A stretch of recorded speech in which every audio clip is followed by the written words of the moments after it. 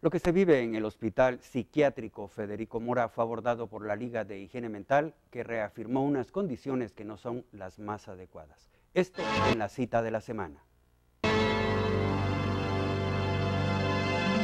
Y esto hace que las condiciones adentro sean, digamos, muy negativas, no solo para el paciente que llega, sino para la misma familia, digamos, que lo lleva, pero que muchas veces es por incapacidad de entender.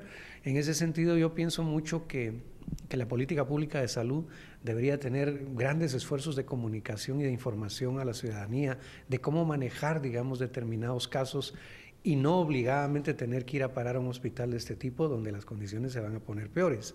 De nuevo, me parece que se puede hacer un símil con las cárceles, donde alguien que robó gallinas va a parar a la cárcel y está mezclado con delincuentes sicarios o de otro tipo de grueso calibre, y entonces en vez de haber un proceso de mejoramiento y de rehabilitación, hay un proceso que lo lleva a ser un delincuente más profesional, para decirlo así.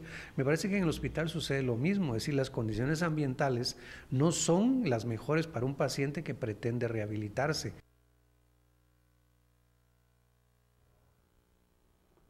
Errores y aciertos han marcado la agenda política electoral, partidos que buscan iniciar la carrera antes del banderazo de salida y un tribunal que con grandes dificultades dio un paso importante en materia de campaña anticipada. ¿Qué esperar entonces para el 2015? Se lo vamos a mostrar en el siguiente trabajo.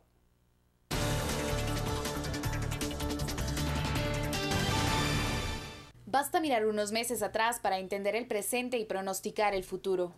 En marzo, 5 nuevos magistrados debían integrar este año el Tribunal Supremo Electoral. Entre luces y sombras, los magistrados Rudy Pineda, Julio Solórzano, Jorge Mario Valenzuela, María Eugenia Mijangos y Mario Aguilar asumieron el rol del máximo ente electoral. Que el Congreso eligiera de una manera, digamos, cuestionable, por lo menos en 2 de los casos, esa pues es parte ya de las decisiones políticas, pero la postulación, yo diría que esa comisión merece un alto porcentaje de aprobación. Yo siempre he dicho, si al Congreso se le presenta una nómina de candidatos, cada uno de los que integran esa nómina es perfectamente elegible. La tarea implícita: luchar contra la campaña anticipada y la fiscalización de los partidos políticos a un año de dar inicio a la contienda electoral. El 4 de julio, los magistrados sorprendieron con el anuncio de la suspensión de 11 partidos políticos por la constante campaña anticipada. Los magistrados de esta entidad han dado a conocer que por un plazo de 6 meses suspenderá a 11 partidos políticos. Pero simultáneamente se daba algo más. En mayo se había elegido nueva fiscal general. Se elegían también magistrados de Corte Suprema de Justicia, magistrados de Sala de Apelaciones e iniciaba el proceso para elegir Contralor General de Cuentas. Los procesos fueron cuestionados en múltiples ocasiones, principalmente por la injerencia del Partido Patriota y Líder. Tienen a los órganos de ejecución, tienen a los órganos de justicia y tienen a los órganos de control. Eso significa que tienen una cooptación total del Estado. En septiembre, el Partido Patriota nombró oficialmente a Alejandro Sinibaldi como precandidato presidencial, trayéndole posteriormente consecuencias ante el ente electoral. Suspensión temporal al Partido Patriota y cancelación del cargo de secretaria general del partido a Roxana Valdetti. Ese es el dictamen que el Tribunal Supremo Electoral emitió. 4 días después, la vicepresidenta y el partido fueron amparados por una sala de apelaciones, algo que algunos especialistas consideran será la escena que se repetirá constantemente en la contienda electoral. Si hay algo en esas instancias del Tribunal Supremo Electoral que no gusta a partidos como Líder o Patriota, van a ir a sus salas de apelaciones a impugnar.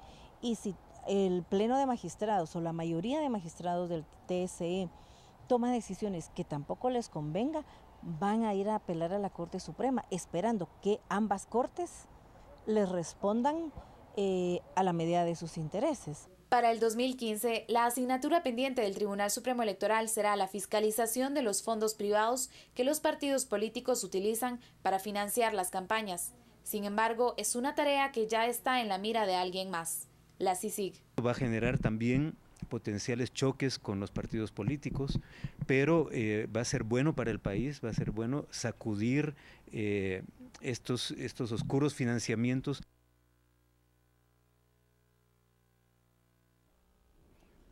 El INASIF confirmó que los niños del basurero murieron por consumir un raticida mezclado en la sopa instantánea. Esto y más en las 5 importantes de la semana.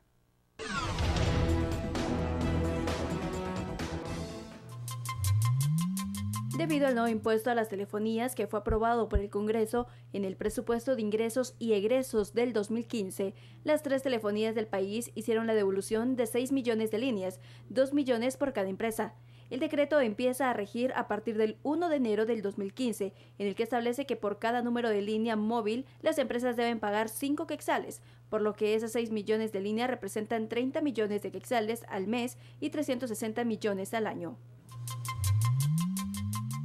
El INASIF informó que la muerte de los 4 niños por ingerir sopas instantáneas aparentemente vencidas y que fallecieron en el Hospital San Juan de Dios se trató realmente por la ingesta de un plaguicida llamado terbufos, el cual es utilizado para erradicar plagas de roedores. Los síntomas al entrar en contacto directo con este químico son temblores, dificultad para respirar, inmovilidad, alteraciones en la postura, pérdida de reflejos y finalmente la muerte.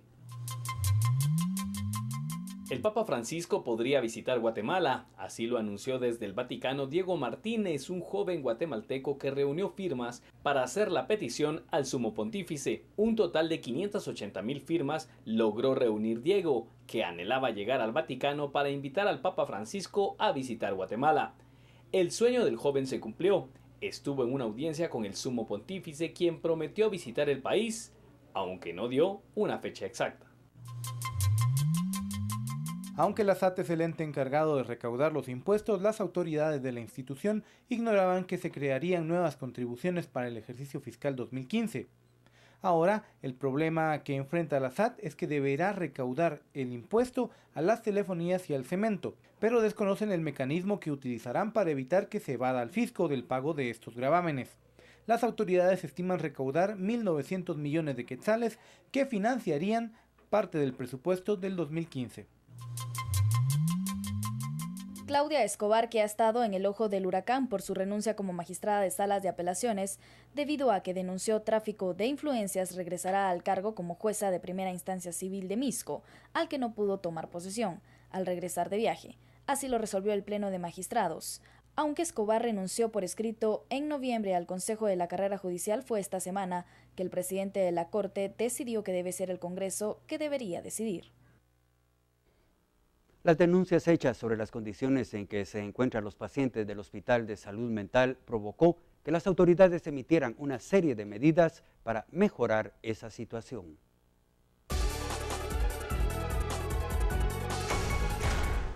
Para el Procurador de los Derechos Humanos no son nuevas las denuncias hechas contra el Hospital de Salud Mental Federico Mora, pues él lo denunció desde el 2012 y hasta la fecha las autoridades no habían actuado para mejorar esas condiciones.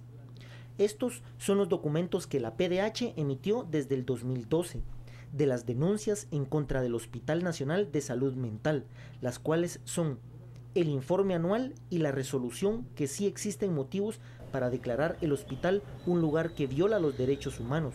Para el procurador no se trata de solo separar físicamente a los pacientes, hombres, mujeres y privados de libertad, ya que ellos necesitan atención integral.